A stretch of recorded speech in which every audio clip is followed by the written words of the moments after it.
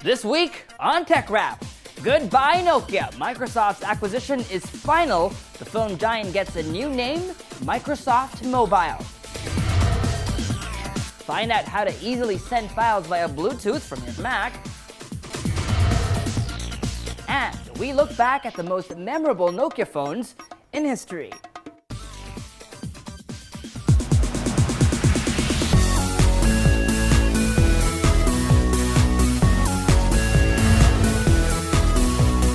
Hi, I'm Michael Josh, and this is TechRap, your weekly source for tech news, gadget reviews, app recommendations, and social media tips.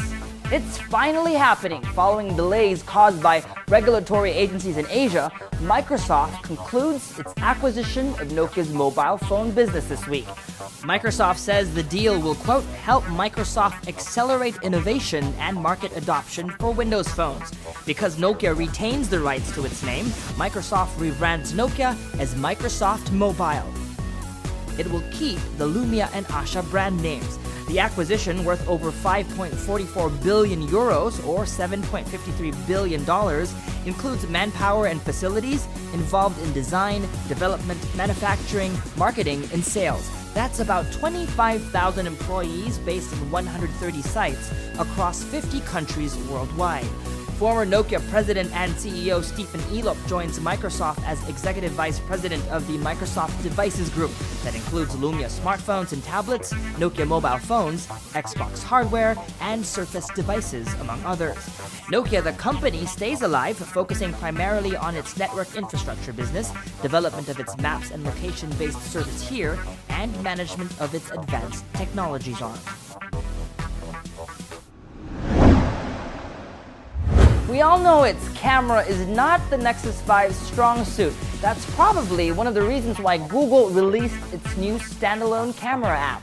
Google Camera, as it's called, features a cleaner and leaner interface with controls that fade into the background. Google promises a 100% viewfinder, maximizing the resolution of your imaging sensor. One feature worth noting is a new picture mode called Lens Blur, which gives photos shallow depth of field. Previously only available on DSLRs, shallow depth of field, or bokeh, can now be done on smartphones thanks to recent advancements in digital imaging. It's a feature that has come to many smartphones this 2014, including the LG G Pro 2, the Samsung Galaxy S5, and the HTC One M8. Google's software implementation is a bit different. Depth is measured via a 3D scan, achieved by raising the phone after a user hits the shutter button. An algorithm measures which objects are near and which ones are far. This allows the phone to isolate the subject, keeping it in focus while blurring out the background. After you've taken your photo, you can go back and pick the desired focus point.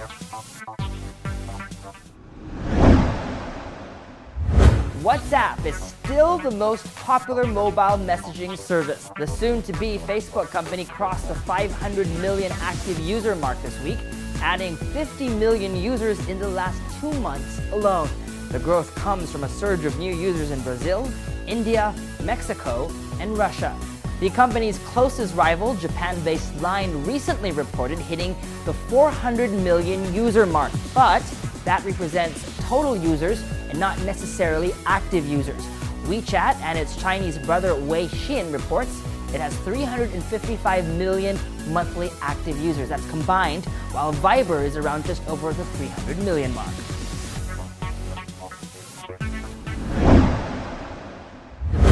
Once a privilege limited to developers and a select group of individuals, Apple is opening up beta testing for future OS X Mavericks builds to anyone with an Apple ID account. Known as the OS X Beta Seed Program, the initiative allows users to run pre-release builds of OS X and report any bugs they find to improve the build before release. Users who sign up and accept the confidentiality agreement will get the Beta Access Utility software for Mac. The software will make pre-release versions of OS X show up on the Mac App Store's Updates panel. Apple's 2014 Worldwide Developers Conference takes place from June 2 to 6, where a new build of OS X will likely be introduced. Twitter begins rolling out its redesigned profile pages to all users starting Tuesday. The new design was rolled out to a select group of users last April 8. The new web profile puts an emphasis on visuals. Header and profile photos are now larger, the former taking up the entire width of your profile page. Tweets also display photos and videos without the user having to click to expand. To activate the new design, log on to your Twitter account, click Take a Look on the top of the page, and then turn it on. Most laptops come with Bluetooth built in, but it's not always easy to use. Here's a quick tip for sending files via Bluetooth from Mac to your smartphone. Under Applications, look for a folder called Utilities. Inside that folder, you'll find an app named Bluetooth File Exchange. Drag the app to the dock. Next time you want to send a file to your smartphone, all you have to do is drag the file to the Bluetooth File Exchange icon on the dock. This will launch the Send File window. Pick the device you would like to send the file to, and click Send, and you're done. Accept the file on the device, and you've just sent the file via Bluetooth. Nice and easy. As Microsoft's acquisition of Nokia becomes official this week, it marks the end of an important era, the era of Nokia. A lot of us have come to use and love Nokia phones, and that's why this week on TechRap, we look back at some of the most memorable Nokia phones in history. There are many ways to sum up the most important Nokia phones ever, like phones which represent important milestones in Nokia's golden era. The Nokia 2110 was the first phone to include the Nokia tone, or Grand Valse. The 6110, the first phone to come with the game Snake. The 7110, the first phone with WAP support and the first with predictive text input. The 3210 was the first phone with picture messages and a ringtone composer, while the Nokia 3310 was the first phone to come with the game Space Impact. The Nokia 6610 was the first phone with a color display, while the 7650 was the first with a camera and the first to support MMS. The oddly shaped Nokia 3650 was the first phone that could shoot video, while the 6630 was the first phone with video calling and the first to support 3G. And the Nokia 8310 was the first GPRS phone and the first with a built-in FM radio.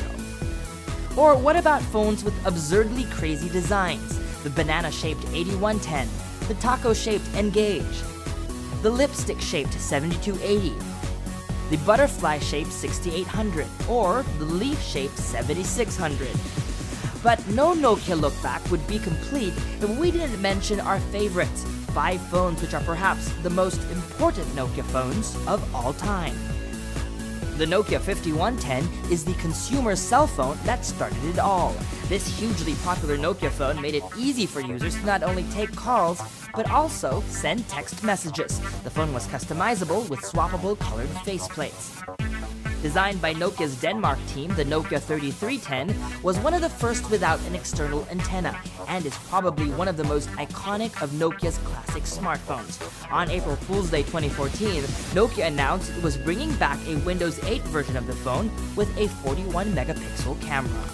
The closest thing to a smartphone when it was released, the Nokia 7650 was a landmark phone because it was the first to come with a built-in VGA camera and the first to run Nokia's Series 60 platform.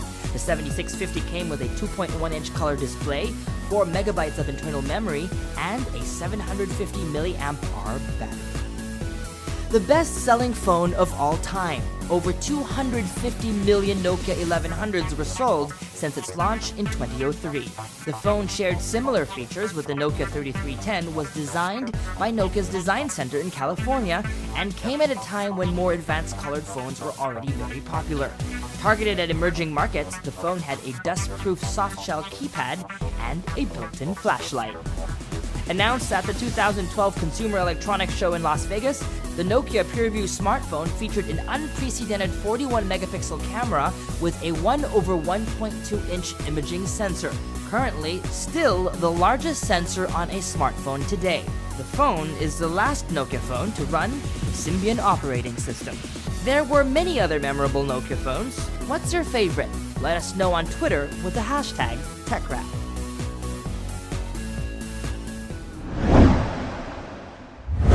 And that was TechRap. For the latest tech news, visit rappler.com/technology. For new and old episodes, you can log on to rappler.com/techrap. Follow Rappler on social media, join our conversations online, and if you have any questions, please send them via email. All the details are below. That's all for this week, folks. I'm Michael Josh. Thanks for dropping by.